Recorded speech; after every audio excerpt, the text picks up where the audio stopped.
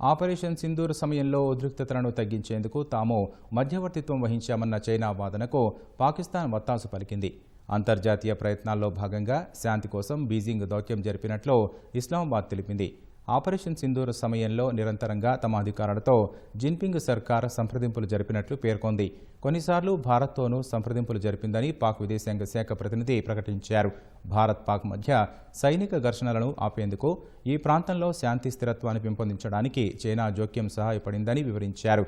గతేడాది ఏప్రిల్లో పహల్గామ్ ఉగ్రదాడికి ప్రతీకారంగా మే 7న పాక్లోని ఉగ్ర స్థావరాలే లక్ష్యంగా ఆపరేషన్ సింధూర్ పేరుతో భారత్ సైనిక చర్య చేపట్టింది. సరిహద్దు గ్రామాలపై ప్రతిదాడులకు దిగిన పాకిస్తాన్కు గట్టిగా బుద్ధి చెప్పింది. పాక్ వైమానిక స్థావరాలను సైన్యం ధ్వంసం చేసింది. కాల్పుల విరమణ చేపట్టడానికి పాకిస్తాన్ కాళ్లబేరానికి రావడం, అనుకున్న లక్ష్యాలు నెరవేరడంతో ఆపరేషన్ సింధూర్ను తాత్కాలికంగా నిలిపేసింది.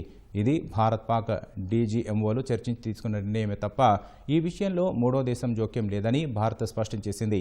అయితే ట్రంప్ మాత్రం తానే భారత్-పాక్ మధ్య యుద్ధాన్ని ఆపినట్లు పలుమార్లు ప్రకటించుకున్నారు. తాజాగా చైనా కూడా అలాంటి వ్యాఖ్యలు చేయడం విడ్డూరంగా ఉంది.